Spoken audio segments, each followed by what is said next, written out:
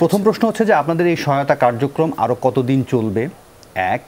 আর দ্বিতীয়ত হচ্ছে যে গ্রাউন্ড লেভেল থেকে আপনারা কী ধরনের তথ্য পাচ্ছেন যে সাধারণ মানুষ যারা ওখানে বন্যায় মানে ভোগান্তিতে আছেন, বন্যায় কবলিত আছেন, আক্রান্ত আছেন, তাদের আসলে কোন কোন সামগ্রীগুলো এখন বেশি জরুরি হয়ে দাঁড়িয়েছে? আপনাদের কাছে কী তথ্য আসছে? আচ্ছা, আমাদের প্রথমত আমাদের যে ত্রাণ কার্যক্রম সেটি যতদিন বন্যায় মানুষ আসলে তাদের ত্রাণের প্রয়োজনীয়তা অনুভব করবে, ঠিক ততদিনই আমরা আসলে আমাদের ত্রাণ কার্যক্রম পরিচালনা করার জন্য চেষ্টা করে যাব।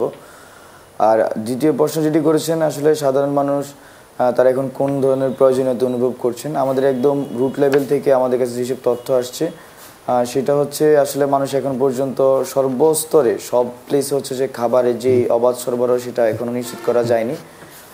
আমরা আমাদের জায়গা থেকে বৈষম্যবিরোধী ছাত্র আন্দোলনের জায়গা থেকে যে ত্রাণ কার্যক্রম পরিচালনা করছিলাম, আমাদের কাছে বারবার যেটা মনে হচ্ছিল আমাদের যে ক্যাপাসিটি তার তুলনায় ডিমান্ড অনেক হাই।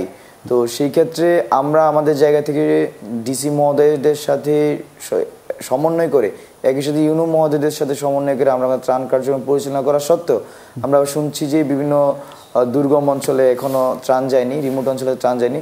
তো সব কিছু মিলিয়ে আমাদের পক্ষ থেকে মনে হচ্ছে যে এর জন্য দেশবাসীকে আরও অনেক বেশি এগিয়ে আসা উচিত। বৈষম্যবিরোধী ছাত্র আন্দোলন যেমন চেষ্টা করে যাচ্ছে, একইভাবে আরও বিভিন্ন সংস্থা, সরকারি সংস্থা সহ বেসরকারি সংস্থা তারা যদি এগিয়ে আসে, সেক্ষেত্রে আমাদের কাছে মনে হচ্ছে জনের কাছে সেগুলো পৌঁছাবে।